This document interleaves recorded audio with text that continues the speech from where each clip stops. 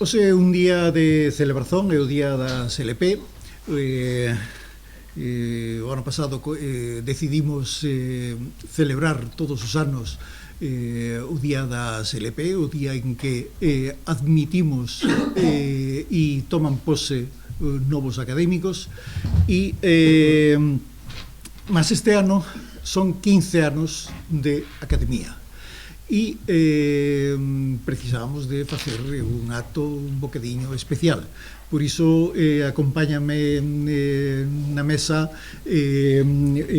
o Dr. Manuel Lemos de Sousa da Academia das Ciencias de Lisboa, porque no acto inaugural tamén estaba representada a Academia das Ciencias de Lisboa, e o Dr. Rui Lourido da UCLA, que é quen preside a Comisión Temática de Promoción e Difusión da Lingua Portuguesa na CPLP. Vamos comezar o acto. Vou dar a palabra en primeiro lugar ao Dr.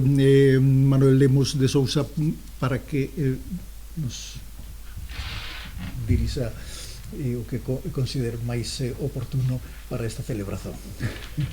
Pois, obrigado. Bom dia, Sr. Presidente, senhoras e senhores académicos e demais circunstantes. É um grande prazer para mim estar aqui. Eu estou em representação da Academia das Ciências de Lisboa, não só do nosso Presidente, José Luís Cardoso, mas também da Ana Salgado, que é Presidente do Instituto da Língua. A Ana, o Sr. Presidente está impedido com outra agenda e a Ana está a representar hoje a Academia em Bruxelas e, portanto, pediu-me a mim, não é? Ou ambos me pediram a mim para vir cá. Na realidade, eu também pertenço à direção do Instituto da Língua e, portanto, nós somos três, isto para explicar a posição, nós somos três que estamos a dirigir o Instituto de Lexicologia e Lexicografia. Há um presidente, que é eleito pelo plenário, e há dois vogais, um por cada uma das classes. Eu sou o menos linguista dos linguistas, porque eu sou da classe de Ciências. Sou da classe de Ciências e represento a classe de Ciências na Comissão da Língua. Apesar de tudo, eu tenho uma grande tarefa às costas, porque tenho que coordenar o vocabulário e o dicionário da língua em tudo quanto é ciências. E tenho nisso um trabalho tremendo que me dá muito gosto. Neste momento, o dicionário de Malaca já está na internet e completamente revisto no que toca à medicina, a matemática e a química. Neste momento estamos a trabalhar na física, na geologia e na biologia. A engenharia tem muito pouca incidência, porque os termos são altamente técnicos, também já está revista. Mas a engenharia é sempre como é que é dizer, pela sua terminologia tecnológica, tem pouca expressão nos dicionários gerais da língua. Bom, e portanto, eu estou muito metido na parte linguística e represento a classe desde 2015 na direção do Instituto e por isso me pediram para vir em vez de qualquer outro académico. Bom, e queria apresentar os meus cumprimentos e os cumprimentos da Academia das Ciências a esta Academia com muito saudar. Como diziam os reis de Portugal nos decretos que faziam, todos os decretos, e o decreto de criação da Academia das Ciências não é diferente da Dona Maria, Rainha Dona Maria I, dizia: a todos desejo muito saudar. Era assim que começavam os decretos todos. E, portanto, eu a vós desejo muito saudar. Antes de fazer aqui mais medos, eu perguntei ao Sr. Presidente quanto tempo é que eu deveria falar.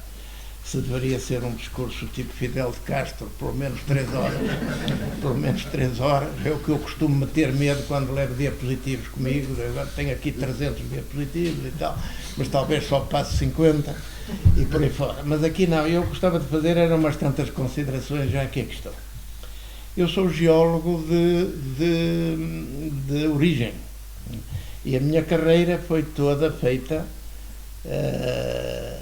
nas ciências da Terra. como catedrático de Geologia na Universidade do Porto. E desde que me jubilei, que já long time ago, fui para Lisboa e estou a maioria do tempo em Lisboa, embora tenha casa onde vivo também habitualmente, metade da semana no Porto. Na realidade, o Porto, que está na província do Douro Litoral e o Minho é uma pura, como é que lhe dizer, diferença administrativa, porque o Douro Litoral e o Minho é a mesma coisa, do ponto de vista prático. E, portanto, na prática, eu que nasci no Porto, sou minhoto. E, como sou da Geologia, já o velho professor Carlos Teixeira, que até foi o homem que desencadeou as lides linguísticas na área das ciências da Terra, dizia que se considerava galego. Porque há uma rocha que une o Minho à Galiza, que é o granito.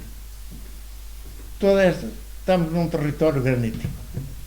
E, nesse sentido do território granítico, praticamente minhotos e galegos não se distinguem. Este é um primeiro ponto. Um segundo ponto é da grande conexão que a geologia teve com a Galiza. Em Laxe, na Corunha, existe um laboratório geológico de fama mundial, que é o Laboratório Geológico de Laxe. E eu conheci muito bem o seu presidente e fundador, o Dom Isidro Parga Pondal, que ademais era o dono das termas de Mondariz, para onde vinha metade dos portugueses passar férias quando eu era jovem. E, portanto, outra grande conexão geológica entre o Minho e a Galiza, e nós fizemos 3 edições do mapa geológico do noroeste da Península Ibérica. O noroeste da Península Ibérica vai um pouco até Trás-os-Montes, por motivos geológicos, não é? Porque há uma série de formações geológicas de Trás-os-Montes que se, digamos, reproduzem iguais em Cabo Ortegal. E, portanto, há imensas conexões. E hoje é mais uma. Tendo eu acho que é uma sorte a Iana estar em Bruxelas e para eu poder estar eu aqui. Se não estaria a Iana, aliás, com muito gosto, se ela estivesse. E, portanto, é isto que eu quero dizer. Por fim, queria mencionar que deixei aqui 6 volumes, entreguei ao Sr. Presidente há momentos 6 volumes, que precisamente nós estamos a construir, e é algo que eu considero importantíssimo, estamos a construir numa série de 15 volumes que eu próprio dirijo, um vocabulário de ciências da Terra, com português, inglês e por vezes outras línguas, dependendo dos temas. Porque, por exemplo, por espantoso que lhes pareça, na geologia do petróleo também se usa altamente a terminologia do petróleo e gás, se usa altamente o francês. E, portanto, é conveniente conhecer, e há muita palavra francesa que foi adotada na terminologia internacional, mesmo no dicionário de inglês, e para a parte de geologia do petróleo. Ora bem, nós decidimos fazer um vocabulário de ciências da Terra, que já vai em 6 volumes, e só em ciências da Terra temos ali, que eu ofereci há bocado para a biblioteca, a módica quantia de 40.000 palavras. Bom, mas eu tenho outros 6 volumes na mão para terminar. Falta um bocadinho aqui, um bocadinho ali, etc. E tal. Já esses outros 6 têm são mais gordos. Portanto, teremos mais uma 50. Eu penso que iremos para só em ciências da Terra, se quisermos passar a coisa que dizemos a pente fino, temos 150.000 palavras facilmente da linguagem comum em ciências da Terra. E é preciso codificar isso. E nós decidimos codificar isso em língua portuguesa, até porque temos as maiores conexões não só com os Palopes, mas com o Brasil. O meu centro de investigação, onde eu ainda estou ativo, não é? Dirigindo um programa de doutoramento com vários colegas, esse centro de investigação trabalha fundamentalmente hoje em dia com o Brasil, com a Angola e com o México. São os 3 grandes sócios que temos. Ora bom, e portanto temos alunos mexicanos, alunos angolanos, alunos brasileiros, e estamos por vezes, por exemplo, quer dizer, na parte de mineralogia, há toda uma terminologia brasileira, não é? Com diferença, e essa também a registramos. Portanto, tem sido um trabalho absolutamente olímpico e eu estou grandemente dedicado. Grande parte da minha vida hoje em dia é dedicada a isso. Talvez mais um motivo uma vez que trabalho nesse setor, mais um motivo de satisfação para estar aqui. E termino dizendo-vos que, principalmente por causa das ligações, precisamente com o PALOP, não é? As ligações que temos com o PALOP, e temos um escritório em Luanda, portanto, grande parte da gente do petróleo e do gás que trabalha connosco e já segue as nossas terminologias, que estão ali naqueles volumes que eu pedi, os que já saíram, que são 6, eu considero importantíssimo, porque é com a língua que, obviamente, a gente se entende, e então na ciência, não é? Desviando o significado das palavras, não é? Arma-se um sarilho tremendo. Não é? Arma-se um sarilho tremendo com equívocos. Não é? Com equívocos. E pronto. Agora, o que eu quero assegurar-vos é que a Academia das Ciências de Lisboa está, não se limita a enviar cumprimentos, mas quer fazer aqui uma declaração, não é? Uma declaração em nome da Academia que temos o maior interesse de colaboração, não é? Quer presente, quer futura, porque nos parece importantíssimo que colaboremos. Muito obrigado.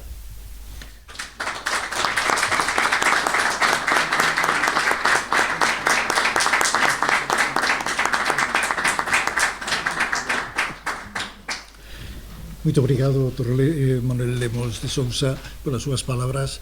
E agora vou dar a palabra a Rui Lourido, que, como se disse antes, da Unión de Cidades Capitais de Lingua Portuguesa e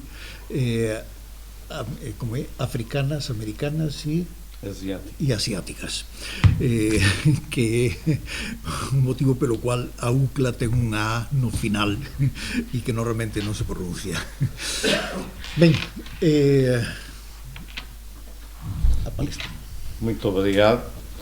Gostaria de começar por congratular os membros desta distinta mesa, da qual não me incluo. Estou aqui só em substituição do secretário-geral da UCLA, sou um mero investigador e historiador, de forma que o presidente Rosinho Soltelo, um distinto mestre e, portanto, musicólogo da praça galaico-portuguesa, permita-me que o considere também português e o seu património ficará, e o nosso académico da Academia de Ciências de Lisboa, enfim, instituição com os pergaminhos consagrados desde o tempo da realeza, e para os historiadores como eu, naturalmente, as coisas com tempo têm uma outra textura e profundidade, como acabaram de ouvir nas palavras ditas, que de uma forma simples transmitem um conhecimento científico de longas décadas ao serviço da ciência. Por isso, obrigado pelo convite. Gostava de começar por dizer só que, do ponto de vista pessoal, é um grato prazer, porque também eu tenho antepassados que me ligam a esta terra comum da língua, mas terra também comum de tradições étnicas, etnográficas e históricas, e por isso o meu avô era precisamente de Esmoriz, as termas de Esmoriz, da cidade, da povoação que tem o meu nome, Lourido, se bem que em Portugal também existem várias terras e quintas chamadas de Lourido, mas, portanto, realmente existe esta ligação também familiar, e de forma que o meu avô era, portanto, um galego que se afirmou em Portugal, como, ao longo dos tempos, milhões de outros galegos fizeram história em Portugal e traçaram a nossa própria história comum. Mas, além das questões pessoais, são questões também institucionais que me levam a ter sido convidado a estar aqui. Portanto, em nome de uma união de cidades, não são Estados, não tratamos com Estados, tratamos com a sociedade civil, e que durante muitos anos usava sempre enfim, o nome da sua instituição era demasiado grande.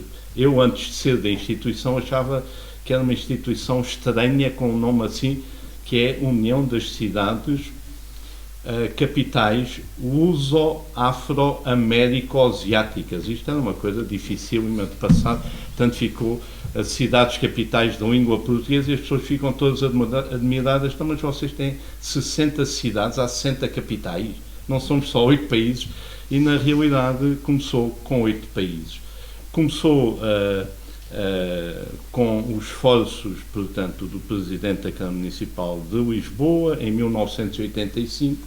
Esta foi a primeira associação, união, esforço de conjugar vontades das elites dos 8 países, porque não existia a CPLP e existia natural acrimónia entre os países colonizados por Portugal, que, enfim, o fascismo, como sabem, em Portugal e na Galiza não foi diferente, ceifou a vida de muitos e muitos dos nossos concidadãos que, para lutarem pela liberdade, tiveram que pôr o seu conhecimento, a sua sabedoria, dos historiadores aos geólogos, aos linguistas, e foram mesmo expulsos de Portugal.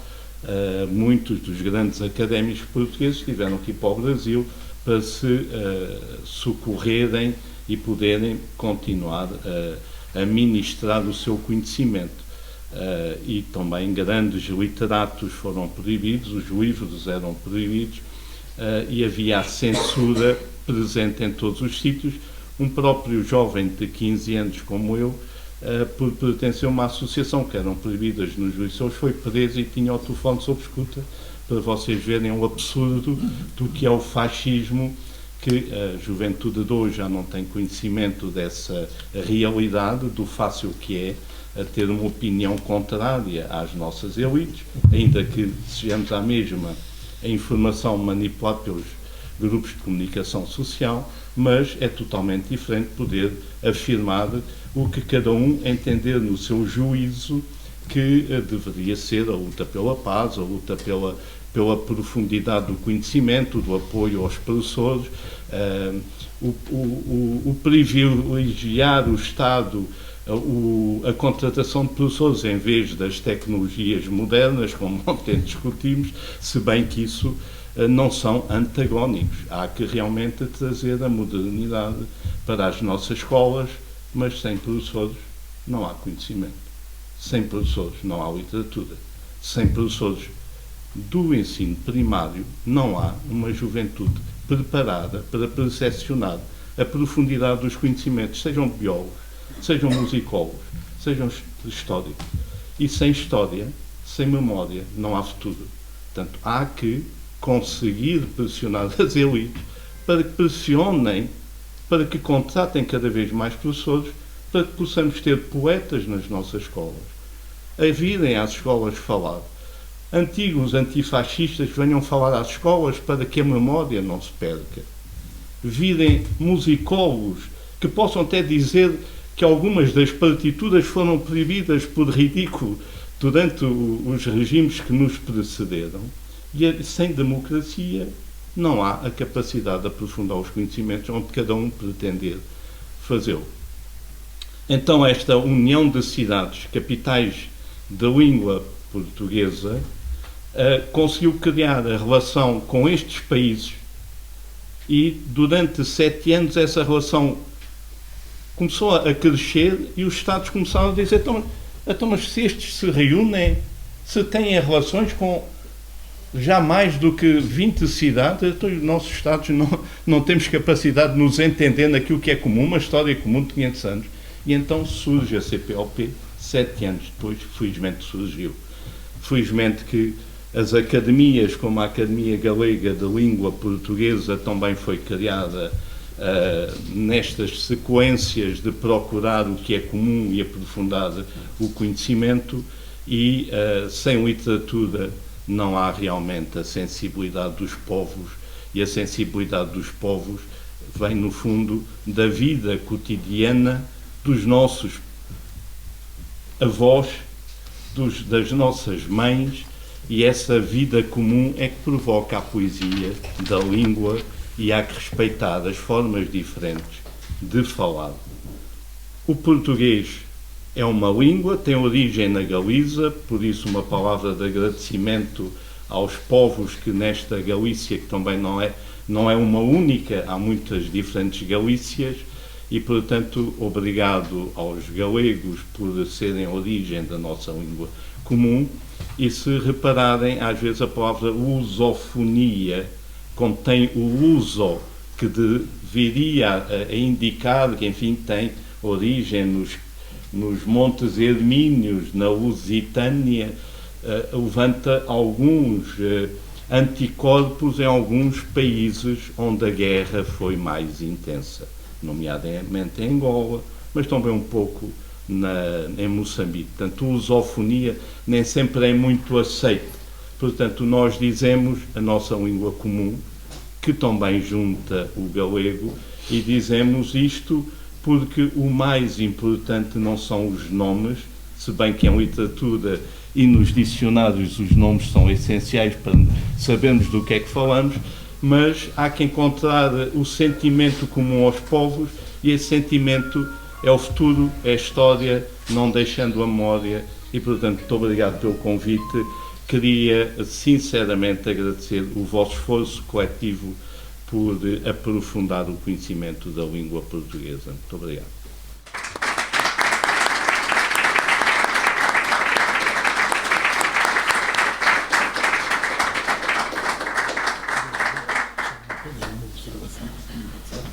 Sim.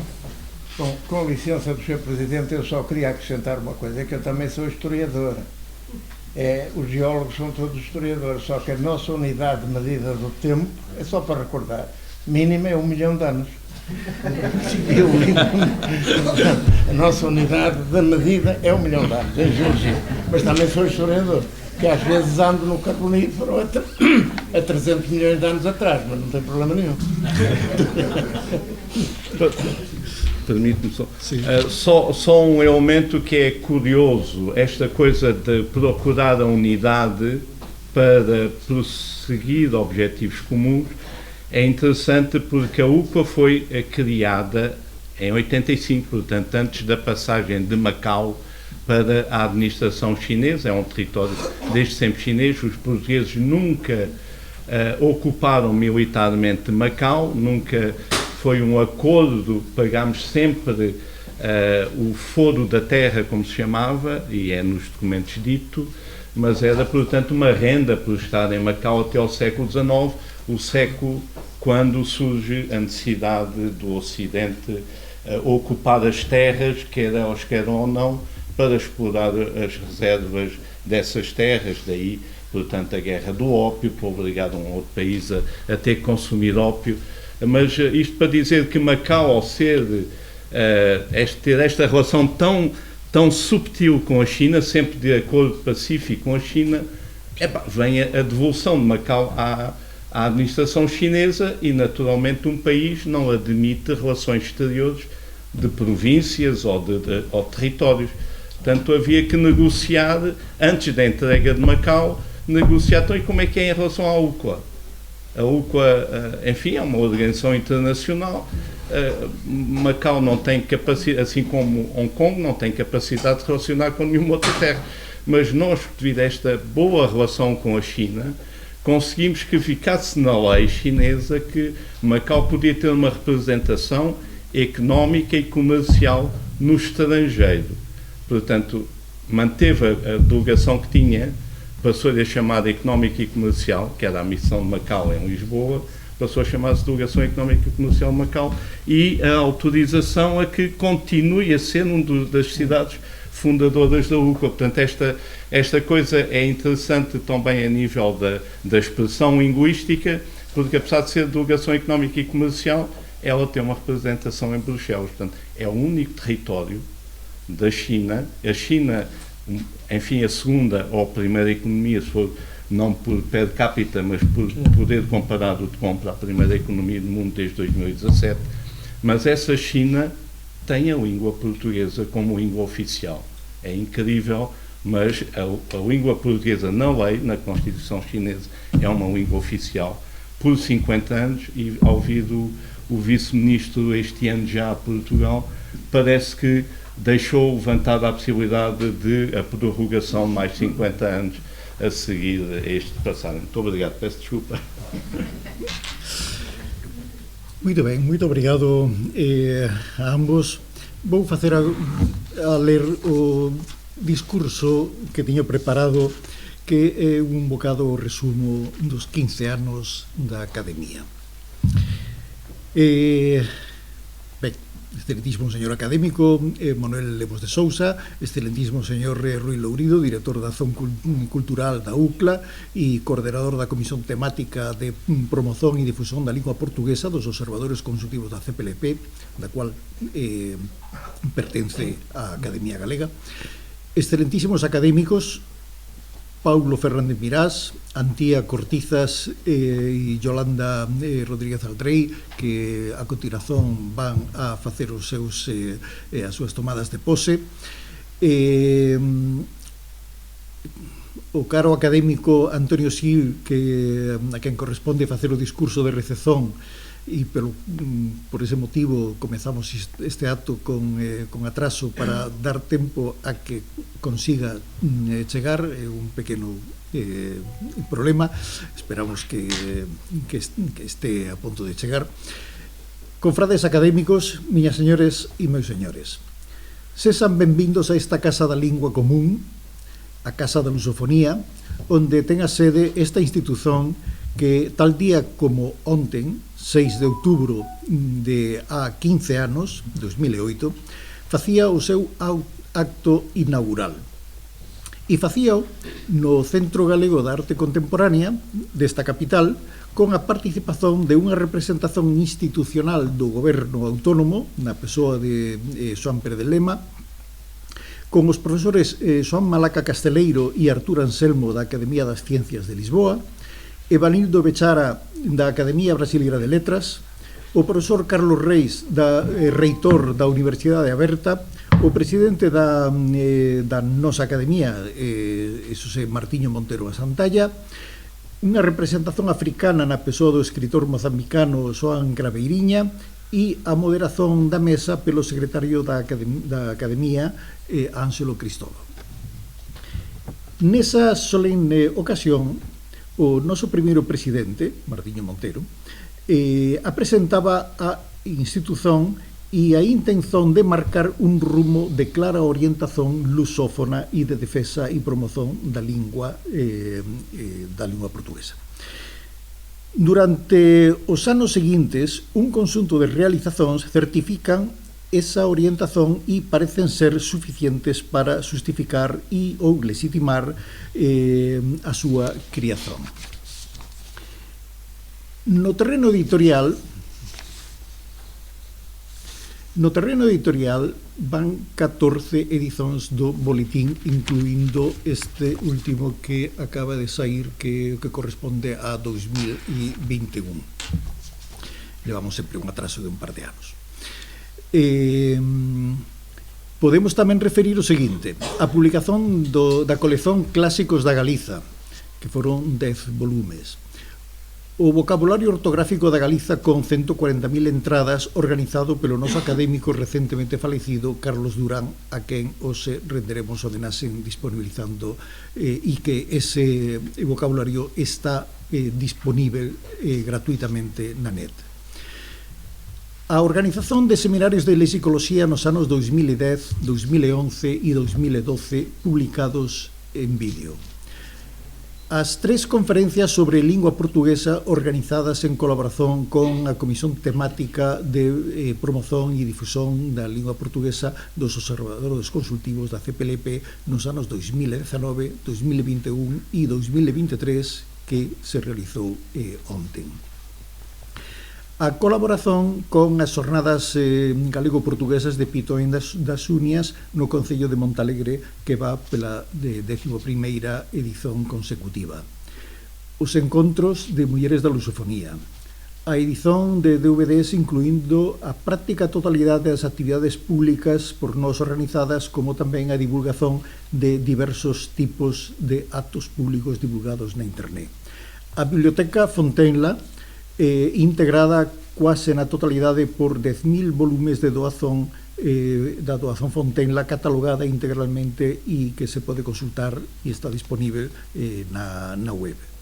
O arquivo digital contendo toda a documentación orixinal da Comisión Galega do Acordo Ortográfico que vai de 1975 a 1990, constituindo máis de 500 páxinas de información histórica accesible actualmente a investigadores. O apoio ao Dicionario Stravís, aproveitando a ocasión para saudar efusivamente ao noso profesor Isaac e Alonso Stravís, orgullo da Academia e medalla de ouro da provincia de Ourense. A integración do contributo lexical galego no vocabulario ortográfico da Porto Editora e no corrector ortográfico Flip da empresa Priverán. Os encontros na Casa da Lusofonía, presenciais ou virtuais durante a pandemia. Os roteiros pela Galiza Sueva, realizados entre Ourense e Braga e dirixidos pelo noso académico Manuel Barbosa. No terreno de relacionamento institucional, dentro das nosas funcións estatutarias, demos asesoría ao goberno autónomo nas cuestións relativas á CPLP, onde a nosa academia é observadora consultiva desde 2017.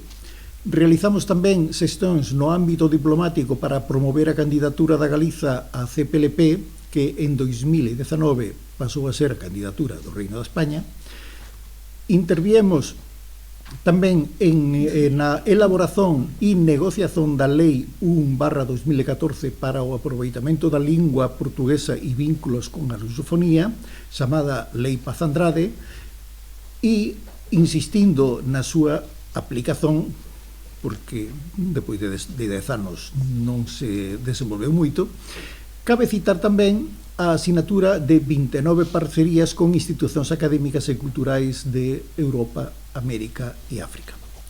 A ASLP cumpriu, así, 3 das funcións principais de cualquier academia: a edición de textos, nomeadamente de investigación, a representación e relacionamento institucional e a función orientadora ou normativa da lingua.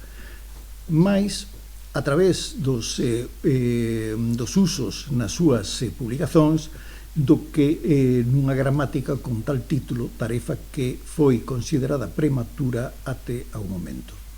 É evidente que o primeiro foco de atención esteve no léxico e na aplicación do acordo ortográfico da lingua portuguesa de 1990, en que participara unha representación galega en cualidade de observadora por convite do Goberno da República de Portugal. Acordo que foi asinado en 12 de outubro, a quase 33 anos, unha vez que este foi aplicado, será a vez de marcar un novo foco de atención. Non podemos deixar de rememorar tamén nesta primeira etapa os confrades que faleceran e deixaran unha profunda marca na cultura. Referímonos aos galegos Xosé Paz Rodríguez, Isinio Martins e Carlos Durán. E aos académicos correspondentes Adriano Moreira e Xoán Malaca Casteleiro. Con todos eles temos unha dívida de gratidón eterna. Caros colegas e amigos, a Academia renovaose o seu patronato con a entrada de 3 novos académicos que acrescentan a xuventude e o saber necesarios para garantir a renovación e a continuidade. E, por tanto, un día de alegría, un día de festa, mas tamén de solemnidade. E procederemos acto seguido a esta solemnidade con os discursos de entrada de estes 3 académicos.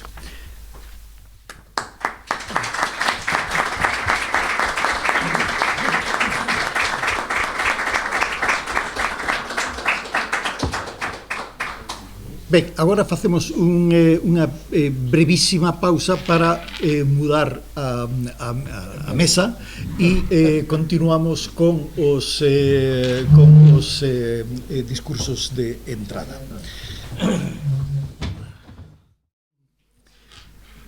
Primeiro vamos a darlle a benvinda ao Antonio, que xa foi, mas ben, de alguma maneira era necesario esperar por el. Vamos a facer o acto académico das tomadas de pose. Vamos a comezar con Paulo Fernández Mirás, que va a facer un discurso de uns 15 minutos, máis ou menos. Faremos os tres discursos seguidos e depois o Antonio faz o discurso de aceitación, de recepción dos tres académicos conjuntamente. Tes a palabra, Paulo, 15 minutos para ti. Pronto. Antes de máis pedir desculpas, pois é a primeira vez que faz un discurso e, por tanto, o micro. Sí. Pronto. Agora, estás a mover? Pronto. Comezo entón. Señor Presidente da Academia Galega da Lingua Portuguesa, caras e caros colegas académicos, ilustres convidadas, é con grande emoción que hoxe asumo aquí a miña posición como académico numerario da Academia Galega da Lingua Portuguesa. Gostaría, con este pequeno discurso, demostrar o camiño que seguí para estar hoxe aquí presente. Fruto desta sociedade endofáxica en que vivemos, impregnada de autoodio, e fillo da chamada xeración bilingüe, transitei entre a lingua colonizadora e a propia deste país, o portugués da Galiza. A pesar de perceber, desde crianza, certa atrasón pros versos rosalianos, o meu rendimento na cadeira de galego sempre foi baixa. A forma en que ensinaban, abusando da memorización e moitas veces sendo incapaces de explicar o porqué das normas que nos obrigaban a aprender de cor, facían da materia unha pexa constante durante a educación secundaria. Nunca esquecerei como tive de escrever as perífrases nun papel cada semana no inicio das aulas, clasificándoas, máxime cando non era a lingua que tiña recibido dos meus pais e coa cual tiña dificultades. Digo dificultades porque a lingua que ensinaban non era a que tiña ouvido dos meus avós, nen era a dos meus compañeiros de estudos. Non a identificaba con nada e fallaba en tudo. Por un lado, cometía os erros dun neofalante e, por outro, os que tiñan herdado os meus colegas de aulas, como toda a sociedade galega. Felizmente, após entrar na universidade, estudando filoloxía inglesa na Universidade da Coruña, descubrí o futuro que quería para min. Foi neste lugar en que nasceu e se desenvolveu o meu amor pola lingua galego-portuguesa e as súas literaturas. Na facultade tive docentes que me fixeran reflexionar sobre a lingua, sobre o seu pasado e o seu futuro.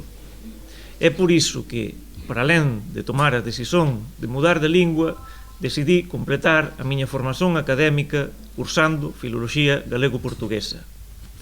Podería citar algúns nomes que, para min, foran importantes, como Freixeiro Mato, Silla Lourenço, Ana Ramos, Roberto Samartín ou Isaac Lourido, entre outros. Para alén da influencia das docentes, pasaran polas miñas maus varios ensaios de Carballo Calero, algúns deles publicados posteriormente por Pilar García Negro, que reforzan os fundamentos teóricos dunha postura contraria a que tiña aprendido na escola. Con estes coñecimentos, decidí dar non só un paso mudando de lingua e usando habitualmente a da Galiza, mas tamén mudando a miña forma de escrever. Aí tive a sorte de utilizar o dicionario Stravís, a miña Biblia de referencia e o meu exemplo até hoxe. Acabei o curso de galego-portugués coa miña tese sobre as mudanzas lingüísticas do profesor Don Ricardo a través da súa poesía, redixidas en padrón portugués. obviamente cometendo erros, porque tive de aprender moito en pouco tempo. Con isto non quero dizer que agora mesmo non teña lapsos, mas que devagariño vou mellorando e os meus coñecimentos e aprimorando a miña escrita. Aprendí de Carballo Calero que tudo é un proceso e que debo ter calma, porque tudo ten a súa hora certa, como dicía Eclesiastes. A implementación das normas do galego a través da gramática elemental del gallego común, coas súas 7 edicións e a subsecuente criación das normas da GAL, foran un longo camiño, mas chegaran. Non demorei en facer os mestrados de profesorado, de educación secundaria, bacharelato, formación profesional e escola de idiomas, e o de literatura, cultura e diversidade, sempre cunha idea en mente: traballar na inconsciencia do pobo galego, na amnesia inducida e na súa falta de autoestima. Sempre con Carballo Calero en mente. Lesvei as ideas do polígrafo ferrolano ás aulas de educación secundaria obrigatoria, mostrando as posibilidades ocultas da nosa lingua e desfacendo preconceitos derivados do proceso normativizador e da implementación do ensino do portugués da Galiza. Aprofundei, aliás, nos estudos literarios para aprender e comprender mellor como analizar textos literarios, aínda que nem sempre concordase con tudo. Non obstante, acho que há que tirar proveito de cada paso e encher a mochila con novas bagaxes. Infelizmente, o portugués da Galiza continúa a ser ensinado como se fose castellano, cunha ortografía impropia, cunha acentuación impropia, cun léxico maltratado polas institucións lingüísticas e fomentado polos media, cúmplices do masacre. Ante este ataque constante, só resta o evidente: restaurar o que é de noso sob o coñecemento que os anos nos deran e que os auténticos, os bons e xenerosos, os valentes, tiveran a ben defender. Os xenerosos con xe e non con xis, os xenerosos que por coherencia non foran louvados, eses dos quais moitos non se lembran, ou dos que se lembran selectivamente, para o que convén, mas que nos acompañan hoxe con cada paso, con cada barreira quebrada. Gostaría de falar de ensino da lingua galega, de coñecimento, de orgullo, de competencia, de prestixio. Porén, salvo casos excepcionais, as escolas non están a cumprir co esperado. A materia de galego há anos que non está a cumprir co seu propósito. As familias deixaran de acreditar na súa heranza. Espero que co ensino do galego de Portugal e do Brasil o pobo sexa capaz de recoñecer o que fica de sí para se reconstruir. Non há outro camiño e, nestas alturas, non existen dúbidas neste respeito. A luta continúa, aínda que tiver de mudar de nome e formas, adaptándose para sobreviver. Lembro que, cando estudante, durante a educación secundaria obrigatoria, aparecían traballos do polígrafo ferrolano no manual de texto, sen explicitar a autoría, algo que ele propio declararía en diversas ocasións, nomeadamente na revista A Galia, en que afirmaba que estaban a plaxiar a súa obra. Foi esta falta de respeito e de recoñecimento que me motivaran a traballar sobre ele e a súa obra. Porén, será pretérito imperfeito o libro detonante dos meus traballos sobre as mudanzas lingüísticas e outras investigacións carballanas e o posterior doutoramento. Estes derivarán tamén na publicación da antoloxía de Carballo, publicada na Travesa Editora, e da biografía publicada en Irindo.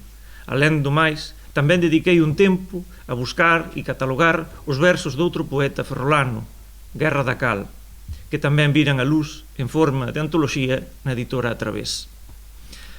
Actualmente estou a facer o doutoramento en estudos literarios, completando a tarefa que o profesor Carballo efectuaba nos últimos anos da súa vida: reunir a súa obra literaria completa.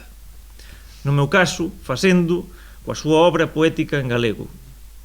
Fruto disto será publicado nos próximos meses Feixe Levián, un libro de poemas inéditos do señor Carballo. Contudo, coñecer Carballo, a súa vida e a súa obra non debe ser un albo, unha consecuencia, un fin, mas un inicio, a isca que prende a luz dun camiño que debe ser seguido con rigorosidade, consecuentemente e con ánimo e perseveranza. Aínda que vivemos en tempos escuros e a lingua pasa a ser o menos importante, cumpre mantermos sempre a fe e non dubidar do noso traballo e da nosa influencia na sociedade. Ás veces, os discursos non callan, porén, outras, unha só palabra no momento preciso e unha mente aberta son capaces de facer florir a semente perdida. Do mesmo modo que Carballo, tamén Guerra da Cal, lutou pola nosa lingua, aínda estando moito lonxe da súa casa, soñándonos, recriándonos, implementando o ensino da lingua portuguesa nos Estados Unidos de América e elaborando materiais de ensino con figuras da nosa literatura, como Rosalía de Castro, para alén de canonizar autores galegos da época afincados na Galiza. Tanto Carballo quanto Guerra poderían ter abandonado durante a Guerra Civil a teima de manter viva a súa lingua, a nosa. O propio Estrabís, entre os muros do Seira, manteve viva, a pesar da imposición castellana e da censura da nosa lingua durante a ditadura, a lingua da Galiza. O Montero Santalla, lutando por termos a catequese e a Eucaristía en galego en Italia, enquanto estudaba lonxe do seu lar. Así, tentarei deixar a miña pegada. Profesor entre tantos profesores e poeta entre poetas. Publiquei no ano pasado o meu primeiro libro de poemas, Estado de Mente con Razón, e en novembro a surxir o seguinte, para dar continuidade á palabra, tan necesaria e degradada. Desde xa, quero gratificar os académicos que apoiaran a miña candidatura para facer parte da Academia Galega da Lingua Portuguesa, xa que os meus ollos esta representa todos os valores que percebí no profesor Carballo e outros grandes bultos, como Ernesto, Guerra da Cal, Isaac Alonso Estrabís ou Montero Santalla. Tamén agradecer a oportunidade de facer parte desta comunidade académica, a que espero transmitir coñecimentos a vez que me nutro coa sapiencia das compañeiras e compañeiros. Para alén disto, espero poder contribuir colaborando con actividades e proxectos, sempre que posible. En fin, síntome honrado por estar hoxe aquí e espero que o meu compromiso sexa benéfico para todos nós. Obrigado pola vosa confianza. Avancemos xuntos e continuemos soñando. Acabo cuns versos de Carballo Calero e de Guerra da Cal. Sen os soños, sen as utopías, a realidade tende a fosilizarse en formas esgotadas. Ricardo Carballo Calero. Tal vez tudo isto sexa apenas un soño, mas se a vida nos ensina duramente que tanto os homes como os povos teñen de viver de realidades, outro dos seus ensinamentos máis deliciosos é que só por virtude dos soños homes e povos conseguen sobreviver. Ernesto Guerra da Cal.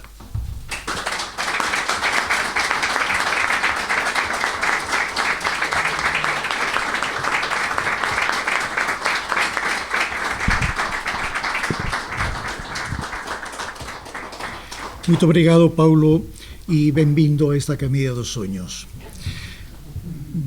Para non perder moito, non descolar demasiado do programa previsto, vamos a continuar con Antía.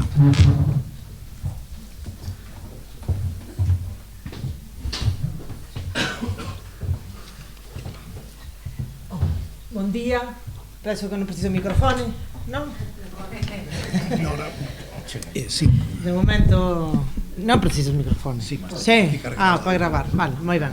Bom, agradecer a todos e a todas a presenza e sen máis demora paso a leitura que é mellor, máis fácil, máis rápido.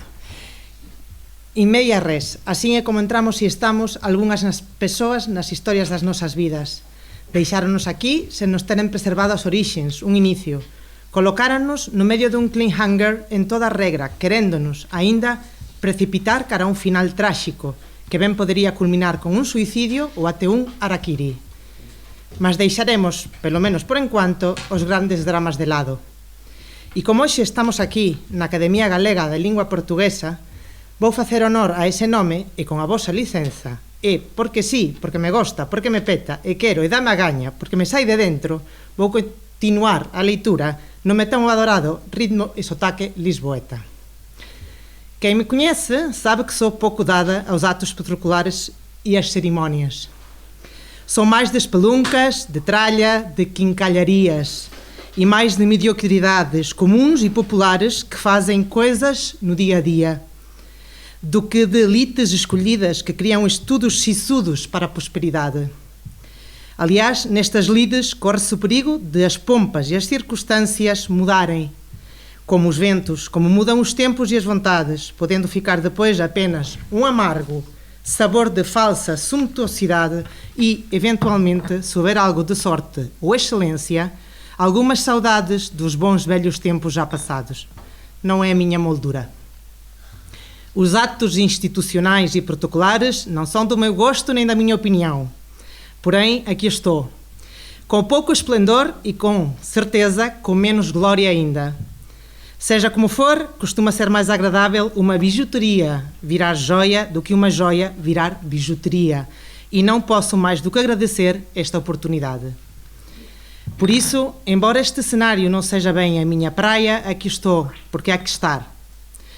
Contudo, vou precisar de tempo e apoio. O meu lugar aqui é e será o de uma formiguinha, que tenciona trabalhar aos poucos e segundo as capacidades e possibilidades, porque quero poder viver na minha língua a toda hora e com toda a plenitude, sem diglossias.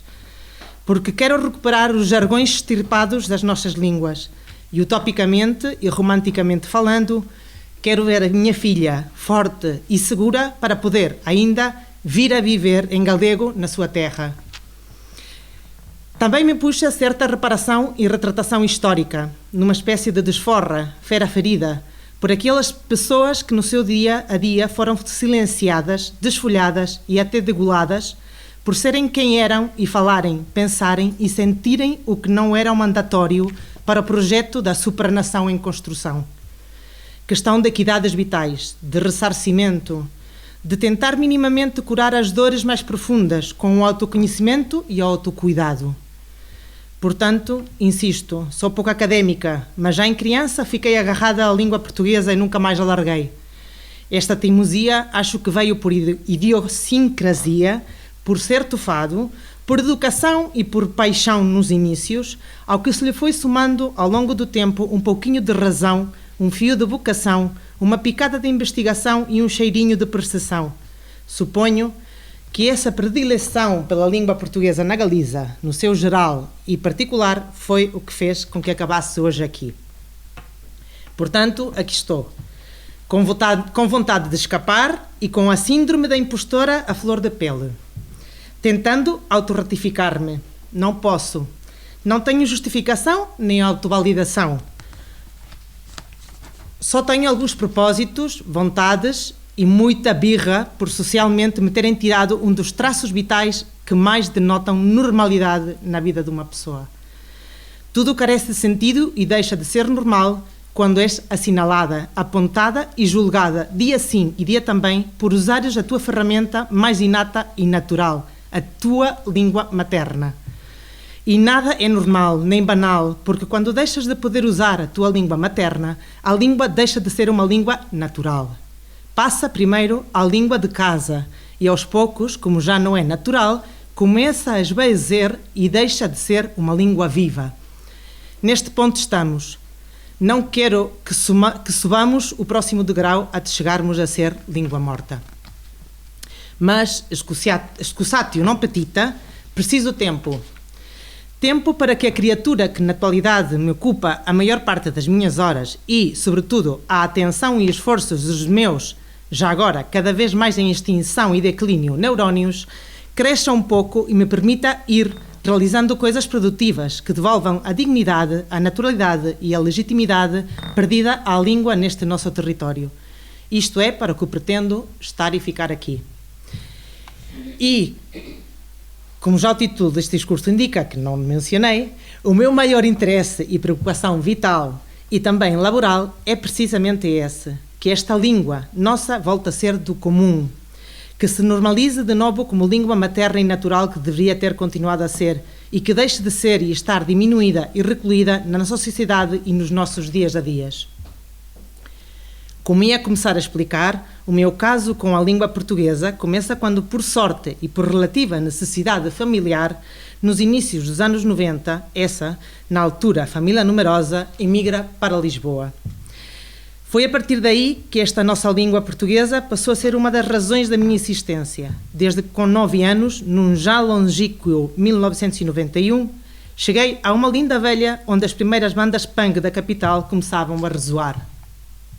Ser galega, mas não tendo nunca recebido educação formal até essa altura em língua portuguesa, permitiu-me chegar ultra rápido à forma mais culta e padrão da nossa língua, tanto na sua forma escrita quanto oral. Assim como aos seus mais novidosos e ricos calões dos que carecia a minha língua materna e também muito paterna, por não se terem desenvolvido naturalmente e quase só existirem decalques da língua que teima em nos querer engolir sem piedade. Fui assim, nos meus anos moços e na matéria de língua portuguesa, uma das alunas mais rápidas e avantajadas entre sevilhanas, madrilenas, extremenhas, sul-americanas, sem ter sido eu nunca uma aluna muito esforçada nem modélica, tudo seja dito de passagem, mas me descobri na língua portuguesa e ela, penso que, também se reconheceu um pouco em mim. O tempo passa e com a adolescência traquinando e virando tudo do avesso, quando finalizei os meus estudos do antigo bacharelado, já em Ferrol e recém-retornada, não sabia onde iria pousar, como essas andorinhas dessas pretas. Após 2 tentativas falidas, uma muito mexida e outra que remexeu comigo a mais, no ano de 1998 iniciei os meus estudos em Filologia Portuguesa em Santiago de Compostela. Como referia, a minha paixonite deveu-se acervar-se pelo momento vital em que estava, pela educação galeguista ouvindo o seca que tinha recebido em casa e pelo caráter de rebelde sem causa que sempre me caracterizou e que, finalmente, se via acompanhado, aceite e até encorajado numa faculdade de filologia onde se viviam anos de certa crepitação, embora não fossem como nos revoltos e cruciais anos 70 e 80, entre os recentemente separados departamentos de galego e português. Na altura, eu ainda não percebia muito bem toda esta história, mas ali estavam pessoas que falavam como eu, eram meio fedilhonas como eu, e queriam fazer coisas, muitas coisas, o que logo me fascinou e cativou também. Mas como dizia Carvalho Caldeiro da literatura, para mim, a filologia portuguesa foi realmente chegar à comunicação comigo mesma. Ali, redescobri a minha etnologia e consegui ser, estar e pertencer, o que não é pouco nem banal, por muito que nos queiram fazer crer as oligarquias globais atuais. Assim, o ativismo social e linguístico indissociáveis, dado o caráter de língua proletária do meu povo, nunca mais parou. Projetos e mais projetos coletivos foram surgindo ao longo dos anos, com os quais eu fui julgando e lutando em maior ou menor medida.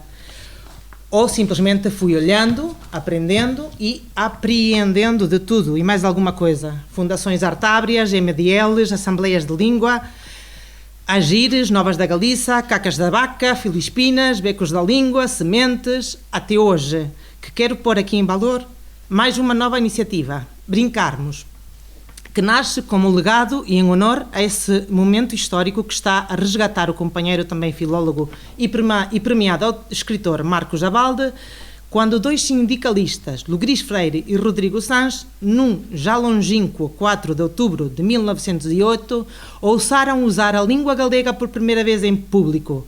Foi num comício em Serantes, e sim, esta efeméride está a ter lugar ao mesmo tempo que este ato. O dom da ubiquidade é tudo o que eu sempre desejei na vida. Com ele, teria podido estar na folia dessa efeméride renovada, no alcunhado como Dia da Criança Galego-Falante, que está a ter lugar nesse tão injustamente renegado, tão injustamente renegado quanto a nossa língua, mas onde tanta gente que nos diz respeito tem surgido e ressurgido, nomeadamente Ricardo Carvalho Caldeiro, José Fontela Leal, Guerra da Cal ou Moncho Reboeiras, por exemplo. Muitos parabéns a todas as pessoas que hoje estão construindo, trazendo à tona a lembrança desse primeiro dia em que a língua galega foi usada em público na cidade departamental. Não gostaria de terminar sem referir que desde que nos anos 80, em que se oficializou a atual normativa ILGA-RAC para a língua galego-portuguesa, parece que não temos feito mais do que perder falantes e naturalidade. Portanto, talvez fosse um erro crasso termos escolhido o galego-castelhano e não o galego-português. Um verdadeiro e absoluto erro de caixa. Pois então, não voltemos a tropeçar agora na mesma pedra, porque as sequelas serão ainda mais duras e dificilmente reparáveis, se finalmente quisermos e exigirmos que o galego, na sua codificação atual, seja oficializado na União Europeia. Aí sim, será bem pior a emenda do que o soneto. Deste modo, retomo o discurso. Mesmo sendo já um pouco cota e sem gónadas y, tentarei dar o meu melhor por e para a instituição, e com ela para a língua galega na forma do seu alter ego, a língua portuguesa, acolhendo, abraçando e acarinhando toda a sua diversidade e variedade, portanto, aconchegando também os nossos traços mais genuínos. Ora, eu quero mais bués, ó paz, foda-se, tá-se bem, vamos nessa, manas, jocas, abreixas e até quecas na nossa língua. Ao lado dos mogollões, boa, tio, joder, besitos. Porque se eles querem silenciar-nos e apagar-nos, nós pimba. Para finalizar, comecemos pelo início. Excelentíssimos senhores da AGLP, não posso mais do que estar imensamente agradecida por me terem concedido esta honra e oportunidade de trabalharmos lado a lado pela preservação e enriquecimento desta nossa língua que tanto nos ocupa e preocupa. Longe de sentimentalismos, que também os há, e muitos, estar aqui para mim supõe toda uma oportunidade para continuar o legado, provavelmente desde outras perspectivas e com outras estratégias de tantas grandes figuras, muitas aqui presentes, que nos precederam e mostraram o caminho, e também para salvaguardar a herança a tantas outras que deverão vir. Se não vierem, nem que sejam algumas, aí sim teremos fracassado. Por tudo isto, um simples muito obrigada e um eternamente agradecida pelos ensinamentos e oportunidades oferecidas, e, é claro, pelo que virá. Sem mais, fecho com a homilia de agradecimentos e reconhecimentos.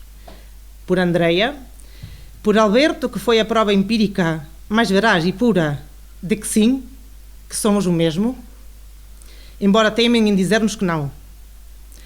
É a minha mãe e o meu pai por me terem ensinado a usufruir e até desfrutar mesmo da capacidade de resiliência e de insistência para defender aquilo que somos, no que acreditamos e pelo que consideramos justo. A água branda bate em pedra dura até que fura. Perdão. Pelas minhas irmãs, que sendo também meio vira-latas como eu, o mundo é hostil, são umas fortes e bravas sobreviventes. Companheiras de caminho que não duvidam em lançar um forte estate calado e cala-te quando é preciso. Às pessoas companheiras de filologia portuguesa e de batalhas várias, que são poucas, mas bem seletas e com quem tanto aprendi, vivi, discuti, cantei, pedrei e voltei a reviver. Às da minha promoção, Loaira, Bruno, Meirinho, Carlos e tantas outras, Tare, Luís, Cris, Martinha, Marcos, os Paulos, Maria, Noé, Antia, nunca teria sido sem vocês. Aos meus mestres e mestras de filologia, nomeadamente Elias Torres, que me fizeram pensar ainda mais fora da caixa, mas sendo consciente do establishment, para não ficar logo fora de jogo. Aos colegas Paulo e Yolanda, que hoje compartilham aqui palco e cenificação, não me podiam ter tocado melhores parceiros. A todos os académicos e académicas que depositaram a sua confiança em mim e acreditaram em que poderia contribuir, de alguma maneira, com e para os objetivos da academia. Não há nada que mais almeje. Por todos vocês aqui presentes, especialmente pelo incansável e persistente Ângelo, pelos ausentes e pelos que já nem tive o prazer de conhecer, José Paz, Eugênio Mastins ou Carlos Durão. Um lugar em especial destaque para as manas de lutas e batalhas dentro e fora da AGLP. Teresa Moura, Maria do Vigo, Yolanda Andrei, Maria Castelo, Isabel Rei, Adela Figueroa, Concha Rocia. Ainda nos resta muito por fazer, o osso é duro de roer, mas não há carne sem osso. E também por todas as pessoas que provavelmente me tenham esquecido, o muito obrigada a todos e todas por esta oportunidade de ser, mas, sobretudo, de poder estar e contar. Obrigada.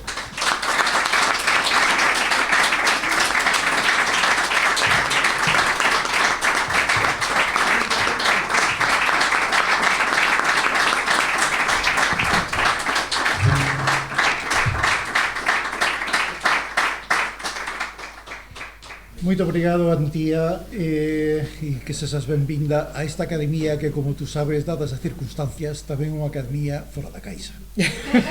Pois. Obrigado.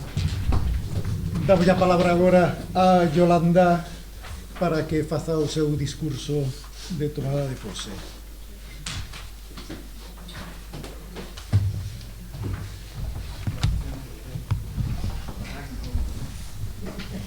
Muito bom dia. Antes de começar a ler, queria falar com os olhos colocados neste espaço que transcende a caixa. E queria realmente agradecer muito ao nosso presidente, Rudecindo Soutelo, e no seu nome a todos os companheiros e a todas as companheiras, académicos e académicas. E permita-me ser grata a todos os companheiros académicos que vão chegar e ser fundamentalmente grata a todas as companheiras académicas que vão chegar e que tanto necessitamos e que tanto merecem. Queria ser muito grata ao excelentíssimo senhor doutor Manuel Lemos de Sousa e no seu nome a Academia de Ciências de Lisboa, que é para nós matriz, irmã e também esperemos que companheira a que muito necessitamos nos nossos caminhares. Queria ser muito grata ao excelentíssimo senhor Rui Lourido, desde esta cidade de Santiago de Compostela, que também faz parte das cidades da UCLA, instituição que eu gosto imenso de visitar quando estou em Lisboa. Sempre vou lá para alguma apresentação, para qualquer ato, e sempre estou a sentir que estou na minha cidade, enquanto estou em tantas cidades. Queria ainda lembrar todos e todas as que têm sido e as que são.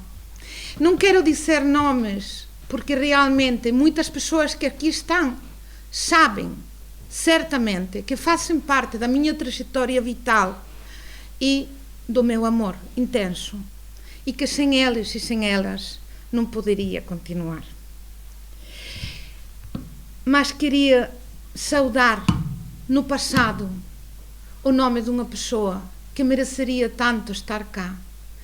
E falo nesta pessoa porque outras muitas, como Ricardo Carvalho Calero, como o querido Higínio, Carlos Durão, foram nomeadas. Mas queria então reivindicar ao nosso resiliente académico numa instituição que não se correspondia com as suas vontades, nem com as suas grandes achas, Genaro Marinhas del Valle, Dom Genaro.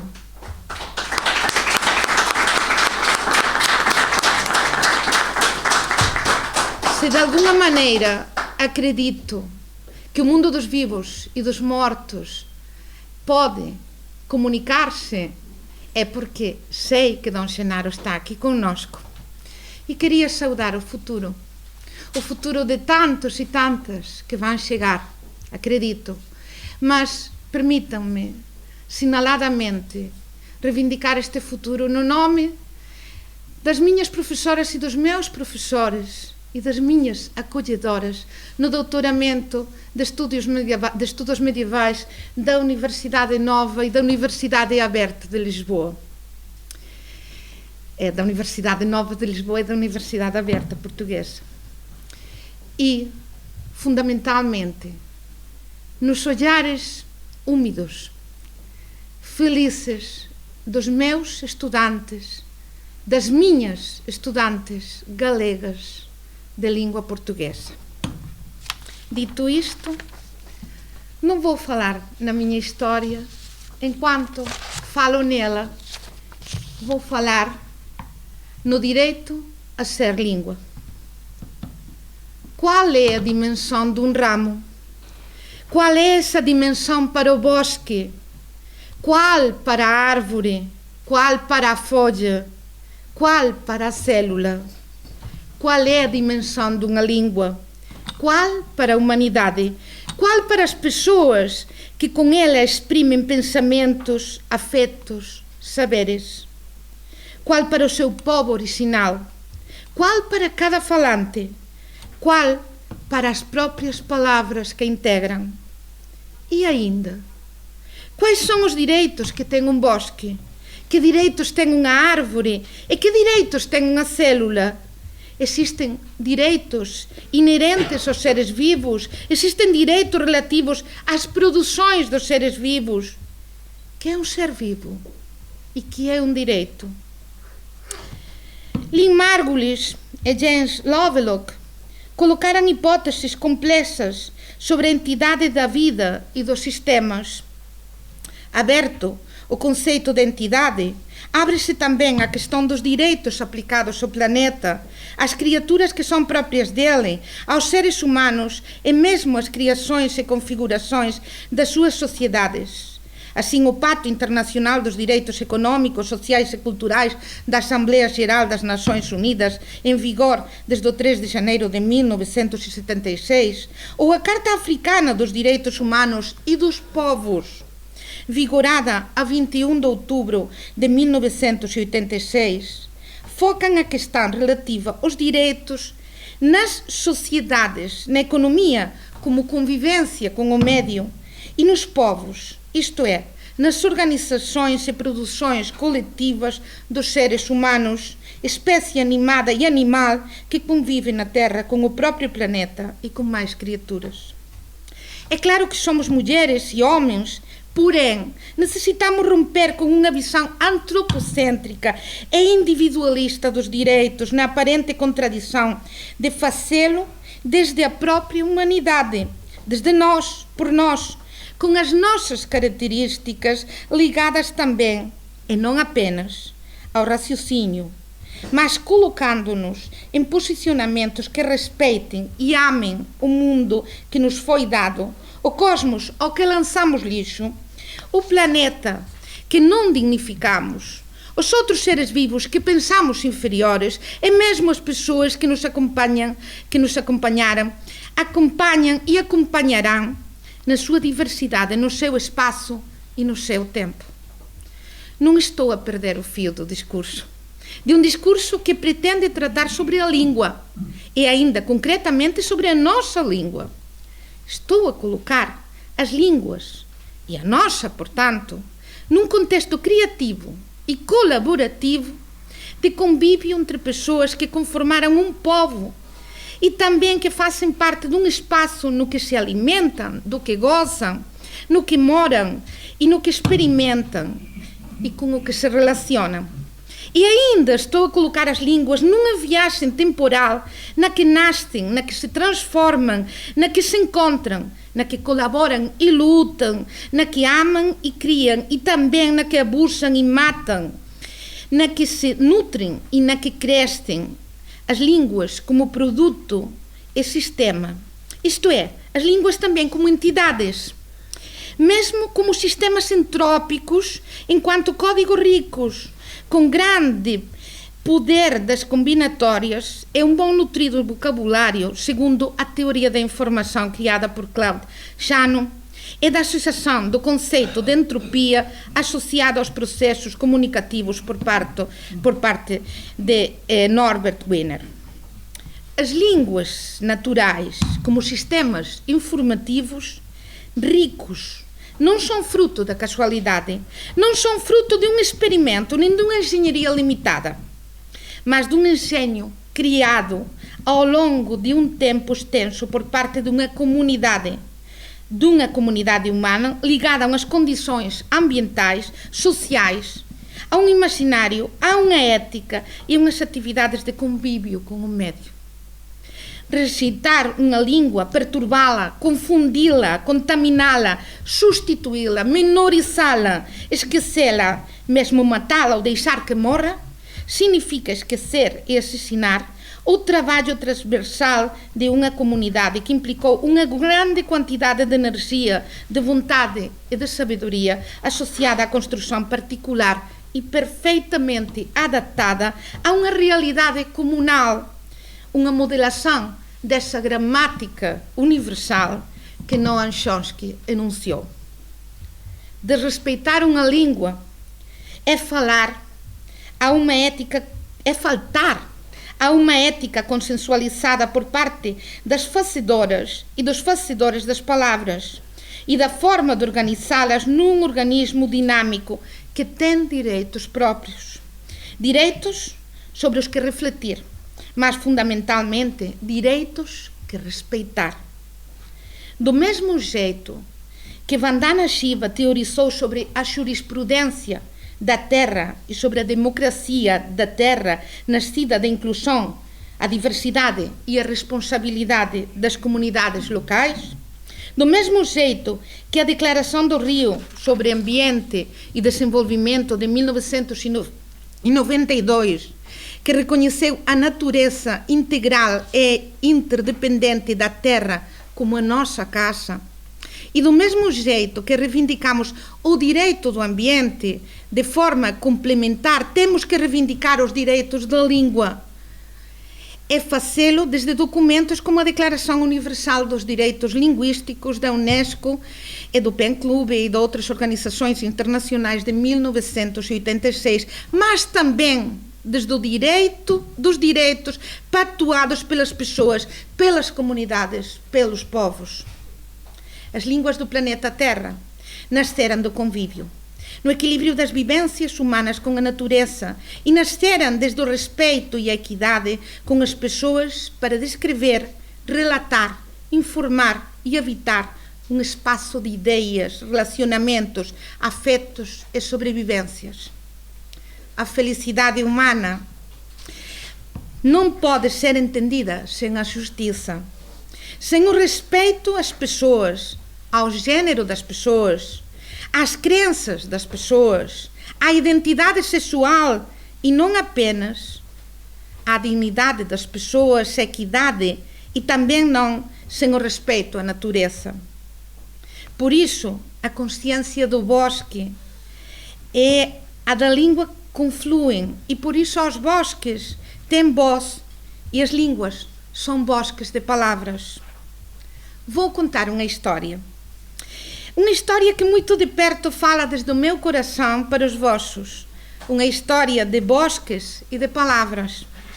Há uns meses, a nossa irmã, a académica Concha Rucia, o nosso irmão, o académico correspondente Samuel Pimenta, o meu amado filho, o poeta e físico Alexandre Brea, e eu mesma viajamos ao sul de Moçambique, a Gaza, para participarmos no 7º Festival Internacional de Poesia de Xai-Xai. E entre as maravilhosas atividades que lá realizamos, visitamos a Floresta Sagrada do Xirissano, um bosque que é preservado por uma família e pelo espírito dos seus ancestrais. O nome da floresta não é por acaso. Diz a respeito da partida de Nununane, líder do antigo Império de Gaza, que deixou lá a sua comunidade, que o aguardou, embora ele, apressado mais no norte, nunca tivesse regressado. Foi por isso que o seu grupo colocou ao lugar o nome derivado de Rinza, palavra xixangana, que significa espera. As matriarcas e os patriarcas da família Matavel contaram para nós a história da floresta. Mostraram o território das árvores, das borboletas, das águas, dos pássaros, dos macacos. Relataram os encontros com o seu ancestral, o cobra. Com as palavras do Xixangana, sua língua, enquanto o filósofo Abel Cossa traduzia para nós a este idioma nascido na Galícia, chegado a ribeiras do Índico. Estávamos a saber da sacralidade de um bosque, dos aconteceres de um território, e a narração devia ser feita desde a língua, que era e que é também parte daquele ecossistema. Estávamos ali pessoas do Brasil, de Moçambique, de Portugal, da Galícia, e ainda poderíamos estar pessoas de Cabo Verde, da Guiné-Bissau, de São Tomé e Príncipe, de Olivença, de Macau, de Timor-Leste. E ainda pessoas que levaram a língua por cada espaço do planeta e mesmo falam que há um galego na Lua. Havia alguma coisa que nos unia, alguma magia no respeito pelas palavras com as que convivemos, pela língua próprias dos territórios. O Xixangana, naquela hora, naquela boa terra de Gaza, por todas as terras de outros continentes, e ainda pelos jeitos, pelas formas, pelas diferenças. E julgo que o fato de estarmos ali, poetas da Galícia, filhas e filhos de uma terra na que nasceu a língua, e na que a língua sofre como sofrem as florestas, e na que a língua goza como os bosques também goza, dava um sentido àquilo. O sentido da chuva, que é fonte, da fonte, que é rio, o sentido do rio, que é mar, o sentido do mar, que é oceano, e no que as águas convivem. Não foi sempre com paz nem com justiça que esta língua se espalhou pelo mundo. E agora é momento da nossa responsabilidade enquanto a utilizá-la para o respeito, para o convívio, para o bem comum. Vou continuar a minha história neste entrecontar que nos é próprio. Quando caminhávamos pela floresta, um dos nossos anfitriões acompanhou-me e utilizou então o galego nascido português para o mundo. Falamos no mocho, que eu chamo mocho, e ele mucho. E nos macacos que nos contemplavam desde o alto das árvores, e conversando assim, acabamos por proclamarmos-nos pai, Daniel, e Yolanda, filha. Agora conversamos por WhatsApp. Entendemos-nos nas palavras que nos acompanham. Não apenas compreendemos, mas sentimos e sabemos neste idioma. E eu vou aprendendo um bocado de Xixangana. Eu digo Canimambo. Obrigada, Canimambo. E sou mais rica porque tenho um pai Xixangana, e ele é mais rico porque tem uma filha galega. E tudo faz sentido. Até as redes digitais fazem sentido. E se alguma inteligência artificial espia as nossas palavras, que aprenda de florestas e de línguas, de respeito ao tempo, ao espaço e a todas as entropias. Quero proclamar de onde venho, porque uma longa história me acompanha e não tenho vontade de esquecê-la. Uma história que é a da minha língua, que não nasceu do nada, que o Vate Eduardo Pondal revelou nestes versos que marcaram a minha infância. Fala de Breogán, fala boa, de fortes e grandes, sem rival. Tu, do Celta aos ouvidos, sempre soando estás, como soam os pinhos na costa de Froxán. Tu nos seidos da Céltia, e com o tempo serás um lábaro sagrado que o triunfo guiará.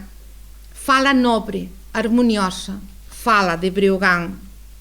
Tu, sinal misterioso dos teus filhos serás, que pelo mundo dispersos e sem abrigo vão. E aqueles que foram, numa passada idade, defensores dos seidos e que ainda cobiçam da terra a liberdade, num povo nobre e forte, valente juntarás, fala harmoniosa, fala de Breogán. Serás épica tuba e forte sem rival, que chamarás aos filhos, que além do Minho estão, os bons filhos do luxo, apartados, irmãos, de nós por um destino invejoso e fatal. Com os robustos acentos grandes o chamarás, verbo do grande Camões. Fala de Breogán, Eduardo Pondal. Assim foram proclamados e por mim assumidos os territórios do verbo de galaicas e galaicos, de lusitanas e lusitanos, irmãs e irmãos. Filhas e filhos das terras celtas do Ocidente que sofreram feridas de Roma e de Castela, de reis e poderosos e perduraram. Quem, se nós perdemos as nossas palavras, contará ao mundo da verdadeira história do Lebur Gabala? Quem dirá das nossas fontes comuns ao espaço atlântico? Quem escutará desde esta encruzilhada os cantos das montanhas e dos vales? E Pondal cantou Camões, aquele Luís de Camões que, sendo filho da Galiça, falou nos sórdidos galegos duro bando. E acreditamos que há por estes lares duros bandos conquistados pelos falsos embalos do poder. Mas acreditamos que houve galegas que resistiram ainda após a morte, e memórias das galegas nas galegas e dos poetas nas poetas, porque cantou a nossa Rosalia no seu poema a Luís de Camões, publicado no 1885, na Antologia Poética da coleção Poesia é Verdade, na Guimarães Editora e no Almanaque das Senhoras. E dizia Rosalia: desde as fartas ribeiras do Mondego, desde a fonte das lágrimas, que na bela Coimbra as rosas de 100 folhas embalsamam, do Minho atravessando as águas mansas em misteriosas asas, de Inês de Castro, a dona mais garrida e a mais doce, a mais triste namorada, do grande Camões, que imortal a fez cantando as suas desgraças. De quando em quando acarinhar-nos vem, eu não sei que saudades e lembranças, lá deu seu fruto a planta abençoada, com que sem igual puxança, daqui o germen saiu, sabe o lantanho, e a sua torre dos tempos afrontada. Talvez por isso, o desditoso sempre convosco foi o germen da desgraça. Tu, pobre Dona Inês, mártir do amor, e tu, Camões, da inveja empeçonhada. Passam dos gênios na existência dura, tanto a fama e as glórias quanto as lágrimas. A que cantaste em peregrinos versos, morreu baixo o poder de mãos tiranas. Tu acabaste olvidado e na miséria, e hoje és glória da altiva Lusitânia, ó poeta imortal em cujas veias nobre sangue galego fermentava. Esta lembrança doce, envolta numa lágrima, manda-te desde a terra onde os teus foram nados, uma alma dos teus versos namorada. Voltamos com a nossa lírica, que sempre volta. Qual é a dimensão de um ramo nos verdes ramos das nossas cantigas? Qual é essa dimensão para o bosque, para as velhas florestas das Áfricas, do ocidente da península que aqui na Europa habitamos, para as magníficas florestas do Brasil, para os bosques de Timor, Macau, Goa? Qual para a árvore que somos? Aquela árvore na que Daniel Castelao falou no Sem Sempre em Galiza, de 1944, dizendo: a árvore é o símbolo do território espiritual da Galiza.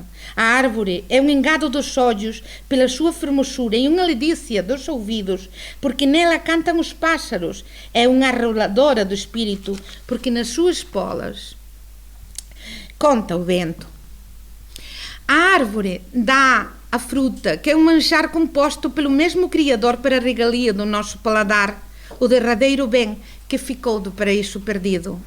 A árvore pede água ao céu para que a terra tenha sangue, vida e bonitura. A árvore dá sombra fresca no verão e quentura carimosa no inverno. A árvore dá as traves, o sobrado, as portas da casa. Dá a cama, o armário, a artesa do pão. Dá o berço, o báculo da velhice e a caixa para baixar a terra. E ainda disse: o dia que saibamos o que vale uma árvore, aquele dia não teremos necessidade de emigrar. Qual para a folha? Qual para a célula? Qual é a dimensão da nossa língua? A dimensão da paz, da justiça e da amizade. Qual é a força do nosso idioma para a humanidade? A do espaço comum da terra que em 5 espaços interoceânicos vive. cual para as persoas que con ela experimentamos pensamentos, afectos, saberes. A da gratidão, a do respeito a quem a fez, a do compromisso de criação continuada, do convívio com as línguas dos povos, dos seus espaços, a da aceitação da sua universalidade e crescimento também com as aportações desses idiomas com os que coexiste. Tudo o que é tem direito de existir pelo simples fato de ser. Irmãs mais velhas, as árvores, escutam e lembram belas histórias. Elas sabem que não há bens sem bondade, se proclamam um mundo diverso, como diversos são os matos. Não nasceram estas palavras para discriminar mulheres. Não nasceu a nossa língua para a guerra. Não nasceu para o preconceito, para a usurpação da soberania, para assassinar a diversidade. Não nasceu para apodrecer na soberba. Não nasceu para amaldiçoar, nem para roubar as identidades, nem para explorar a mãe natureza. A nossa língua deve de ter todas as aceitações e respeitos.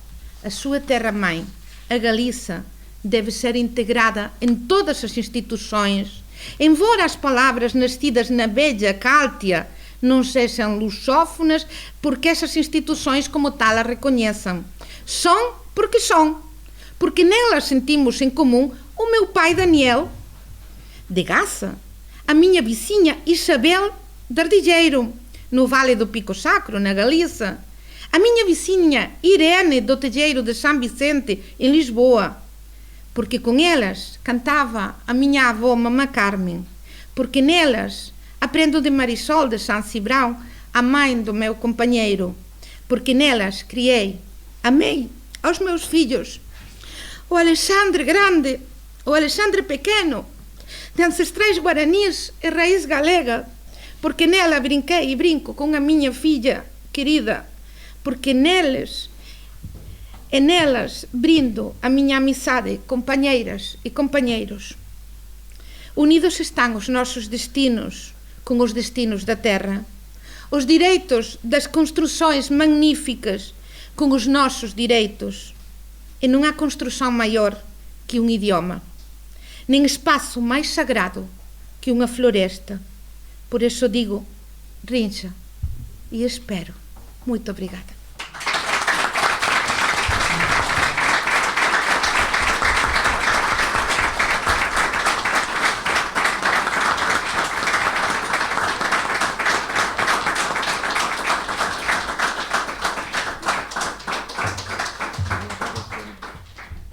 Benvinda, Yolanda, a esta floresta académica da lingua portuguesa. E para non demorar e tratar vamos muito atrás. Vamos a dar a palabra ao académico Antonio Sil Hernández, que vai facer o discurso de recepción dos tres novos académicos. Antonio. Excelentísimo señor presidente da Academia Galega da Lingua Portuguesa, excelentísimo señor académico Manuel Lemos de Sousa, excelentísimos académicos Paulo Fernández Mirás, Antía Cortizas Leira e Yolanda Rodríguez Aldrei, carísimos colegas e colegos todos e todas,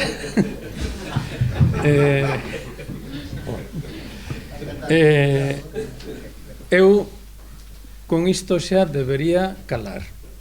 Benvidos, celebrémolo e adiante. Mas parece que teño que dicer algo con algún xeito. Recoñezo que non estou moi luminoso ou iluminado tal vez.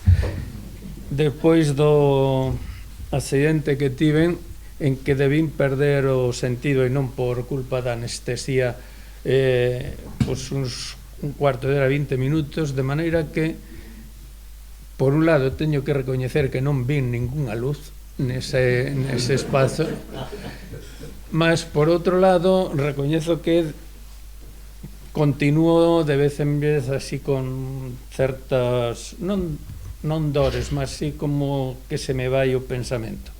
Por tanto, vou ler Non sei se darei lido todo pola hora e pola miña capacidade e sobre todo porque non quero desentoar en absoluto do que os meus predecesores na palabra dixeron e dixeron tan ben e tan bon que o mellor que debía facer, insisto outra vez, sería calar. Bon, na altura da creación desta institución na que me metín e antes non se sabe por que me metín, sinceramente tamén. Há 15 anos establecemos 3 criterios principais para a admisión de novos membros que algúns externos criticaran, non sei por qué, que eran méritos académicos, non se sabe nunca ben como poden cualificarse cando os calificadores non son moi neutrais, porque os méritos académicos a maioría deles foron conseguidos en territorio do reino del Borbón. Bon, méritos académicos, dicía, méritos literarios, e aquí tamén poderíamos estendernos en que consideran uns literatura e mérito literario e que outros non. E, sobre todo, cívicos ou de actividades en prol da comunidade galega que utiliza a lingua galega, que máis ou menos recoñecidamente entenden que a lingua portuguesa galega, na Galiza. Con certeza, os que hoxe fixestes o voso discurso de ingreso tendes no vos saber esas cualidades ao que acrescenta a experiencia na defensa e promoción da nosa lingua, quer na sociedade, quer no exercicio da vosa profesión de docente e decente, e, por tanto, sede benvidos. Un paréntese leve. Estou a falar máis ou menos como fala a xente da Bandeira, onde estamos residindo desde que nos liberamos máis ou menos da pandemia, e entre outras cousas porque me dicen que falo moi bon galego. E, por tanto, quero facer tamén propaganda dos meus veciños que me asistiron neste accidente, e desculpade que volva sobre o asunto, como se fose o seu fillo. Bon, o compromiso, a defensa e promoción da lingua que presentemente parece menos difícil de manter e que en tempos recuados foi causa de discriminación cando non de perseguición explícita. Recuados, digo, con algunha exageración ou optimismo demasiado, porque ás veces a discriminación sutil é moito pior que a discriminación directa. Para poder entender os problemas máis próximos, é recomendável subir un nivel observacional a extraernos da cotidianidade e do inmediato, gañando distanciamento. A cuestión da lingua galega, que me preocupou bastante durante toda a miña vida galega, apresentada con esta expresión ou con outras máis corriqueiras, e discutida moitas veces como unha problemática exclusivamente interna no territorio da Galiza, é na realidade un episodio local de un fenómeno global iniciado coas linguas nacionais europeas. Comezo por afirmar que é un lugar común, como lugares comuns foran e continúan a ser as disputas ou dicotomías entre escritores antigos e modernos, entre outros elementos. Mutatis mutandis, no século XX, a disputa virou nunha oposición básica entre o denominado clásico e proletario, lingua proletaria do meu povo, en que o termo clásico, e eu tomaría como sustentor do termo clásico para o galego e a Galiza, Viqueira, o noso, para mí,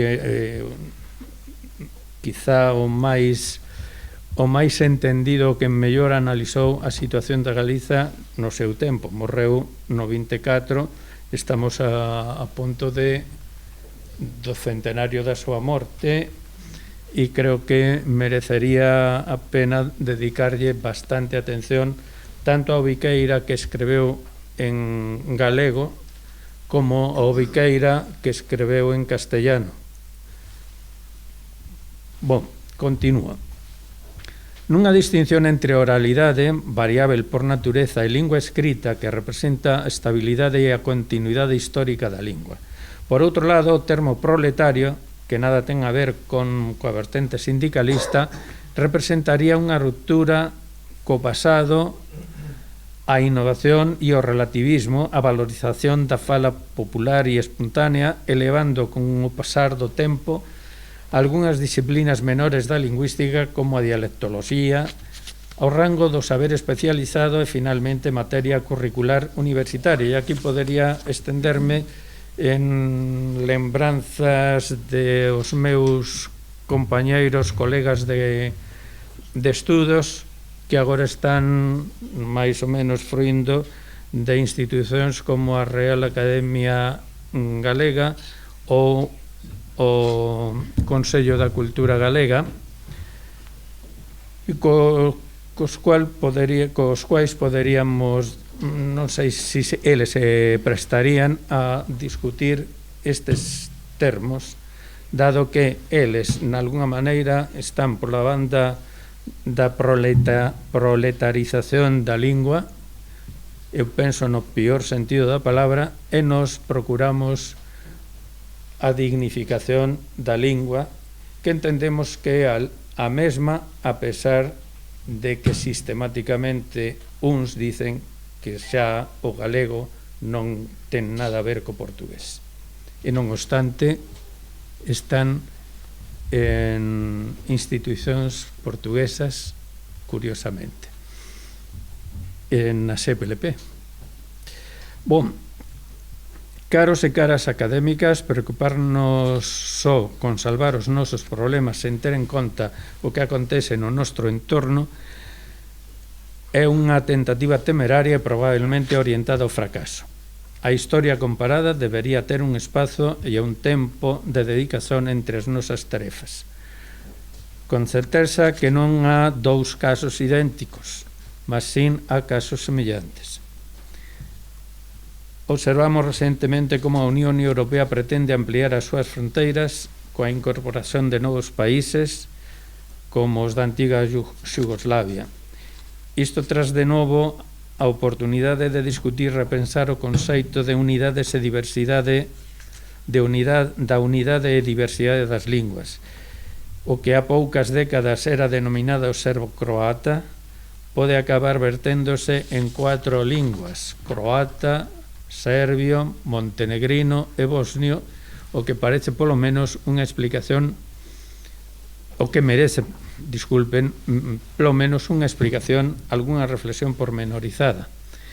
Deixamos aquí algunha pregunta. O uso de dúas ortografías diferentes para as mesmas palabras xustifica a creación de unha nova entrada no catálogo das linguas europeas?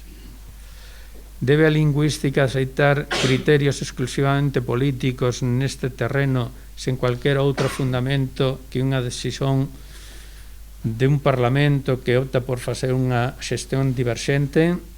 Como entender e explicar entón o caso do moldavo, recentemente rebatizado como lingua armena por decisión política, poucos anos depois de unha mudanza na súa ortografía da rusa á latina? Todo isto merece unha leitura atenta e un encontro público para a reflexión, porque ao reivindicar o separatismo lingüístico sen máis fundamento que a vontade política, non están en xogo únicamente os lexítimos intereses estratégicos de un país concreto, podemos estar a abrir unha caixa de Pandora dos compartimentos estancos e da desagregación cultural. A verdade é que a historia do latín que chaman vulgar ou popular, non é máis que esta, como un latín que falaba o povo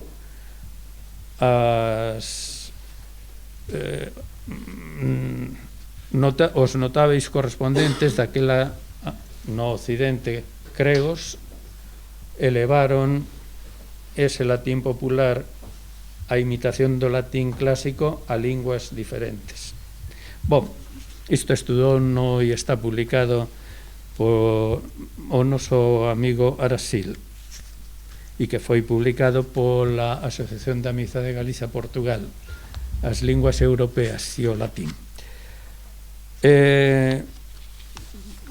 Desculpome e continuo xa directamente a parte final.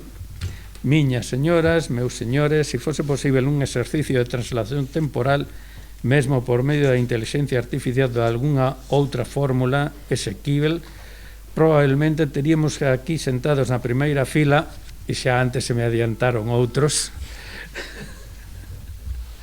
algunhas das persoas que teñen marcado de forma máis intensa a cultura do século XX e comezos do XXI. Imaginamos ter aquí na primeira fila Ricardo Carballo Calero, coa súa enorme bagaxe intelectual, moral e por veces parsimonia maravillosa, vendo realizada a academia que ele soñara con un libro na mão e un ollar firme de quen experimentou todo tipo de circunstancias, sendo perseguido tanto antes da ditadura, bueno, nos principios da ditadura franquista, como despois na continuidade filolóxica, digamos, da ditadura franquista. Como na imposición do isolacionismo na década de 1980 e 1990, que pretendeu levar o primeiro catedrático de galego portugués ao ostracismo, e de facto foi, penso así, feito e executado en parte e en grande medida por la persoa que despois seguiu sendo en exclusivo catedrático de galego. Parece que non se atrevía co portugués. Teríamos que recordar tamén Manuel Rodríguez Lapa, que do outro lado da fronteira, aínda que ele entendía que esa fronteira non existía, e desde a súa xuventude, desde a década de 1930, sempre apoiou a cultura galega e manteve contactos epistolares regulares con as máis destacadas personalidades galegas. E eu chamaría a atención a que el procurou sempre manterse como filólogo, como lingüista, mas o seu socialismo como o de Viqueira, por outro lado, non lle permitía esquecer que sempre a lingua foi compañeira do imperio político e, sobre todo, militar. Teríamos tamén que recordar a Ernesto Guerra da Cal, xa foi ben relembrado por nós e ben esquecido por outros, que fora convidado para participar no Acordo Ortográfico da Lingua Portuguesa de 1986 no Río de Xaneiro, que el non asistiu en representación da Galiza, mas sí o noso amigo Estravís, para alén de Fontenla e Curra. Mas ti levabas a representación de Guerra da Cal, se non estou equivocado, Estravís.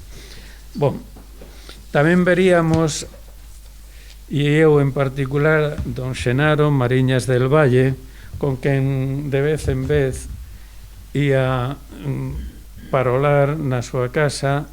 A verdade é que falábamos de quasi todo, e tanto falábamos de quasi todo que agora non sabería eu dicer de que temas falábamos, porque tanto falábamos do Banco de Bilbao, en que el tivo algunha parece relación, como das súas viaxes con un amigo querido que el tiña e que visitaban toda Europa, inclusivamente penso polo que, si recordo ben, tras o que en castellano dice telón de acero, no? O cortina de ozo. Ben, máis podíamos recordar Adriano Moreira, con que tiven realmente pouco trato, mas sempre moi elegante, e sobre todo nos coloquios celebrados en Braganza en sucesivos anos, con noso amigo Ixino Martins, que nos arrebatou a COVID, e con quen tiven de palabra e por intermedio de internet bastantes conversas, el conmigo máis que eu con el, porque na verdade moitos dos temas de que el me falaba eu considerome absolutamente leigo. Con Xosé Paz, sinceramente, Xosé Paz, non sei dicer máis de él, salvo que era unha persoa que realmente se deixaba querer e que quería ben a todo o mundo, sin grandes problemas, mesmo cando tivemos o problema da Asociación Sociopedagóxica Galega ou Asociación Sociopedagóxica Galaico-Portuguesa. E aí sí que incidí, houbo problemas que non tiñan nada a ver nen coa cordialidade, nen sequer eu diría coa política, aínda que así se presentou como cuestión política. E recentemente Carlos Durán, outro amigo realmente e moi amigo, con quen tamén intercambiamos conversas epistolares, correos electrónicos, eu diría esgalla, e de casi todo o tema, mesmo nestes últimos anos en que el estaba realmente imposibilitado mesmo de utilizar eses medios. E con isto penso que dou por finada esta palabra miña e espero que a homenaxe a Carlos Durán de alguna maneira supere todo isto que acabo de estragar dos nosos amigos novos académicos. Obrigado.